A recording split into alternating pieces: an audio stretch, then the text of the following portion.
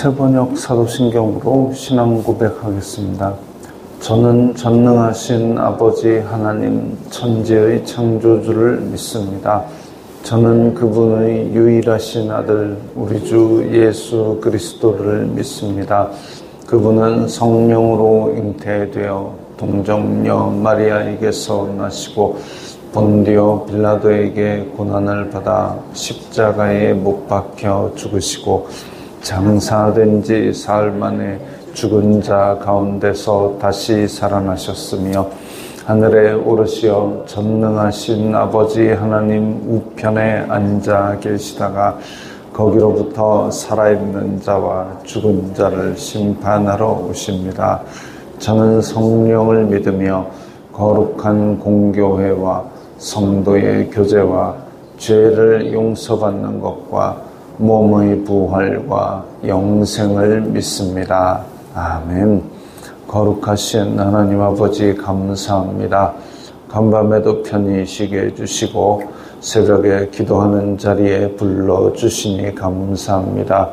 이 시간 저희들 마음 중심으로 주님을 경외하게 하여 주시옵소서. 예수님 이름으로 기도드리옵나이다. 아멘.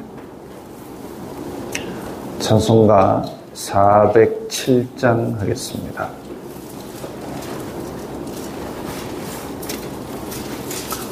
찬송가 407장입니다.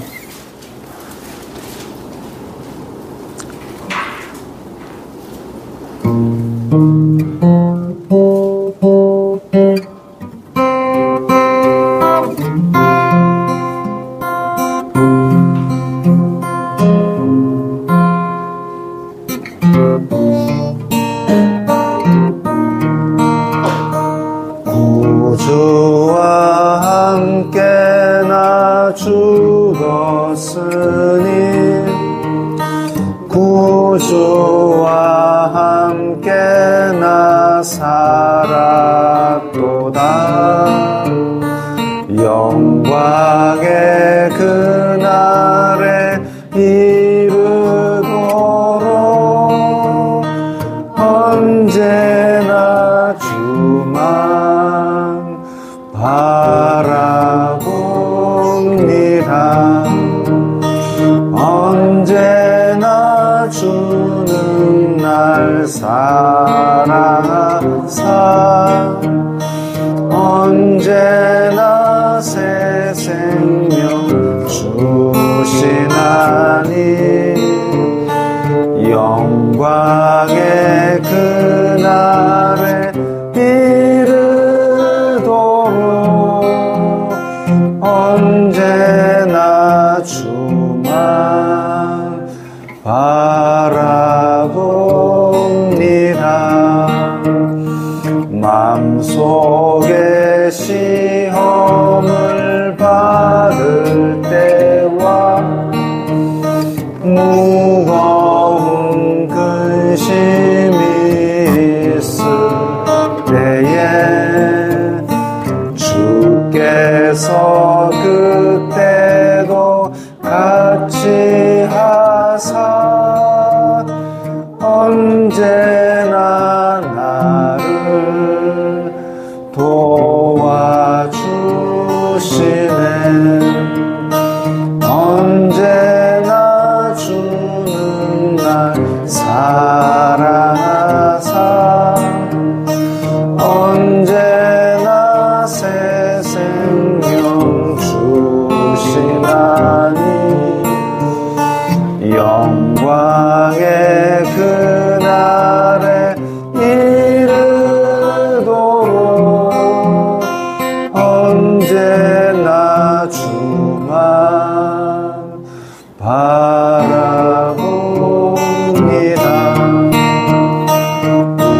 아픈 눈물을 흘릴 때와 쓰라린 마음으로 탄식할 때 주께서 그때도 같이 하사 언제나 나를 생각하시네. 언제나 주는 날 사랑하사 언제나 새 생명 주시나니 영광의 그날에 이르도록 언제나 주만 바라봅니다. 내 몸의 약함을 아시는 주 못 고칠 질병이 아주 없네.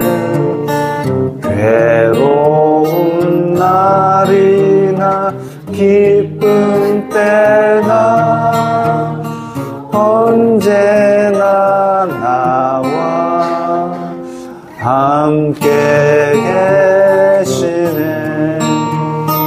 언제나 주는 날 사랑하사 언제나 새 생명 주시나니 영광의 그날에 이르도록 언제나 주만 바라봅니다.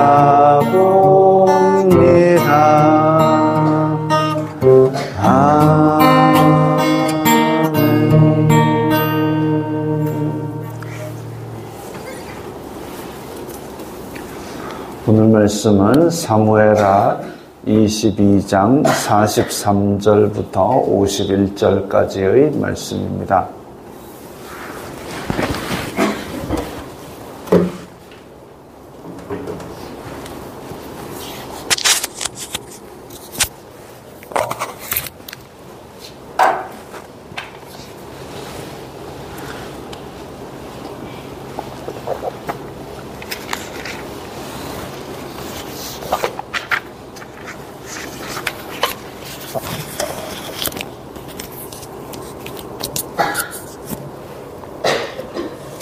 사무엘하 22장 43절부터 51절까지의 말씀 함께 읽겠습니다. 내가 그들을 땅의 티끌같이 부스러뜨리고 거리의 진흙같이 밟아 헤쳤나이다. 주님께서 또 나를 내 백성의 다툼에서 건지시고 나를 보전하사 모든 민족의 으뜸으로 삼으셨으니 내가 알지 못하는 백성이 나를 섬기리이다.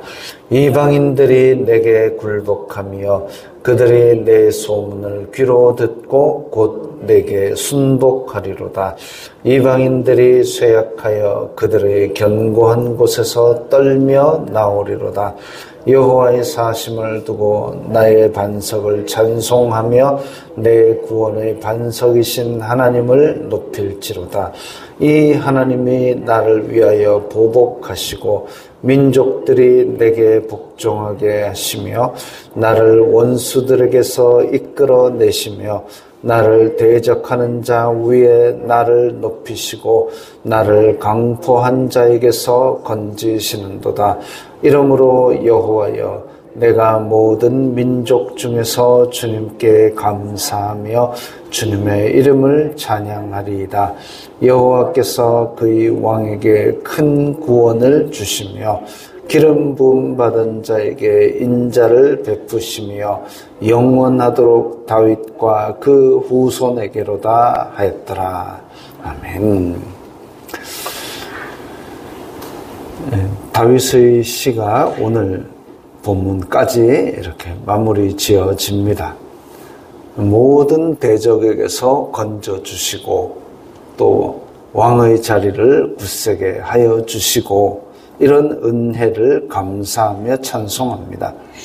47절과 50절에 보면 하나님을 하나님께 감사하고 찬양하고 특히나 이렇게 나의 반석을 찬송하며 구원의 반석이신 하나님을 높일지로다. 모든 민족 중에서 주님께 감사하며 주님의 이름을 찬양합니다. 이런 찬양을 올려드리는 모습을 봅니다. 이사야 43장 21절에 이 백성은 내가 나를 위하여 지었나니 나의 찬송을 부르게 하려 함이라.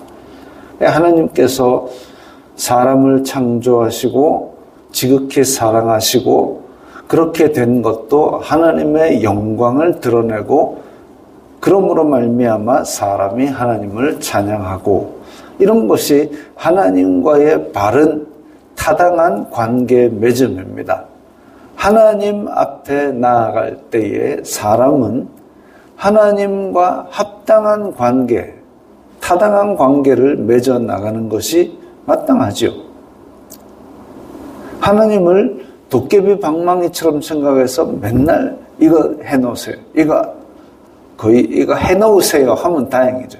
이거 해내라 라는 식으로 자꾸 자기의 욕심만 챙기려고 하는 것 하나님과의 올바른 관계가 아닙니다. 하나님은 우리의 창조주이시고 모든 세상 이 만물을 주관하시고 다스리시는 주님이시고 한데 그런데 하나님께서 우리를 친밀하게 대해 주시기 때문에 우리가 가끔씩 버릇이 없어질 때가 있습니다. 바람직하지 않은 것이죠. 하나님께서 그렇게 창조주이시고 우리를 주관하시고 다스리신다. 그러면 우리는 당연히 그분을 높여드리는 게 마땅합니다. 그게 사람과 하나님의 바른 관계이지요. 그래서 다윗은 이 모든 자기가 승전하고 왕이 되고 이런 것을 기념하려고 폼 잡는 것이 아니라 이것도 오직 하나님의 은혜다 하고 하나님께 모든 영광을 돌리고 있습니다. 구체적으로 자세한 내용들이 나오는데 일단 다윗의 대적들을 다 부스러뜨리고 해치고 무찌르고 한 내용들이 나옵니다. 실제로 다윗은 사울의 군대 장관으로 있을 때부터 많은 싸움을 싸웠고 많은 대적들을 무찔렀고 또한 왕이 되고 나서도 많은 대적들과 싸워서 다 정복을 하였습니다.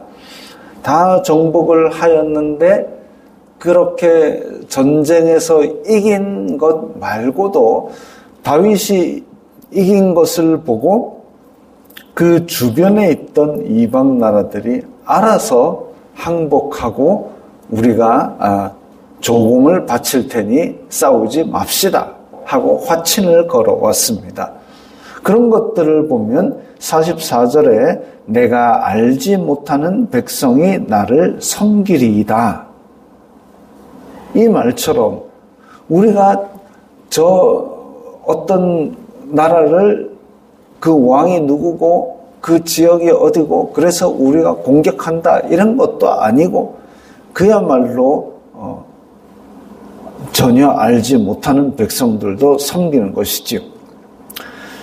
그때 아람의 왕 하닷 에셀과 싸워 이기고 나니까 하닷 에셀 주변에 있던 자그마한 아람 나라들이 알아서 항복하고 알아서 조공을 바치러 온 것들 이것을 아마 이야기하는 것으로 보입니다.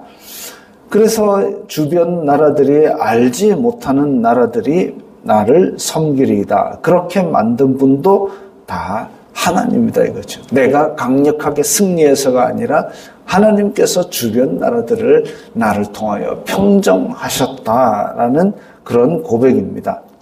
내가 잘났다라고 하는 순간 그리스도인은 넘어집니다. 잘 나가다가도 이 부분은 내가 알아요.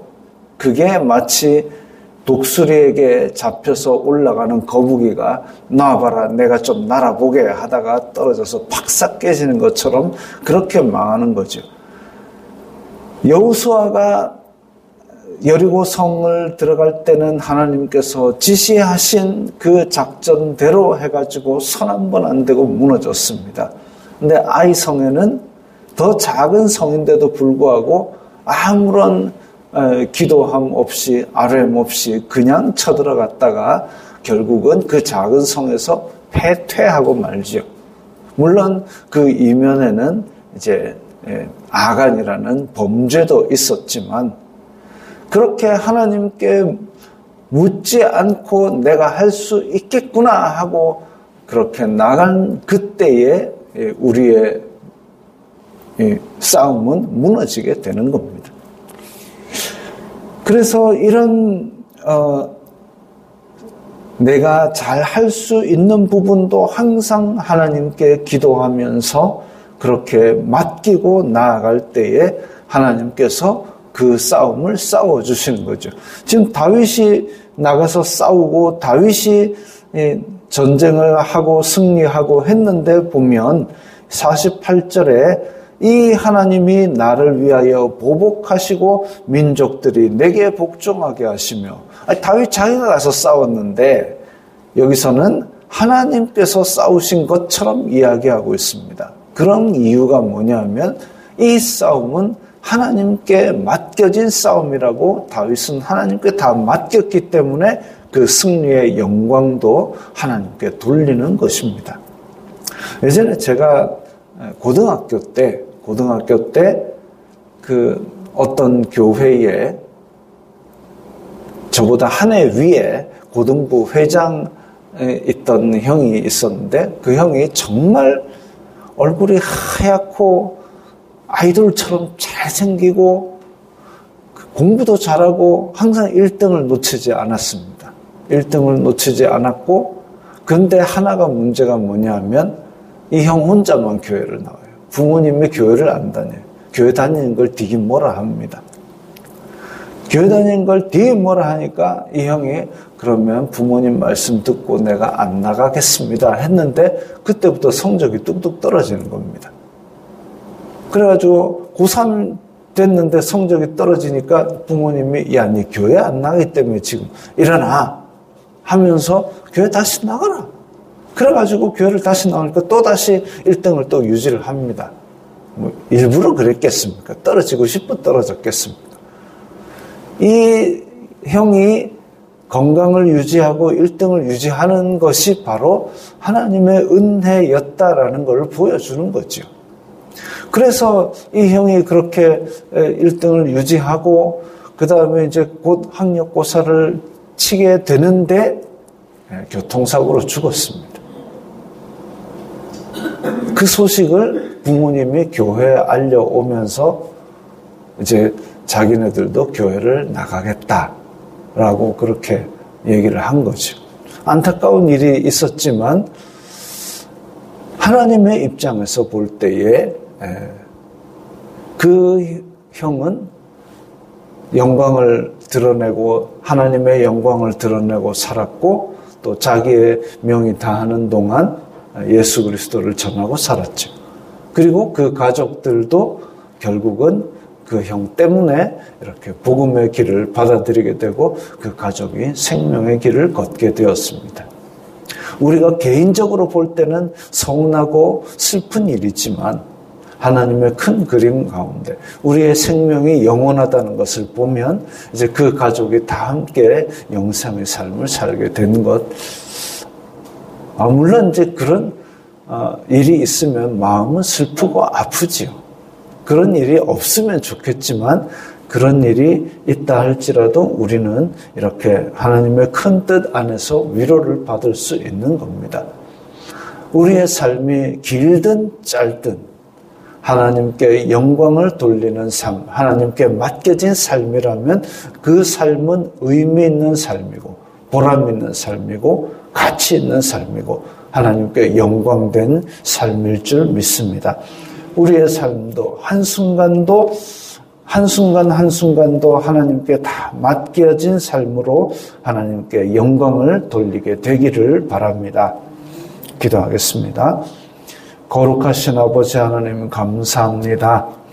저희들이 오늘 하루도 주님께 맡겨드립니다. 저희들의 삶을 주님 주관하여 주시고 또한 영광 받아 주시옵소서. 예수님 이름으로 기도드리옵나이다. 아멘.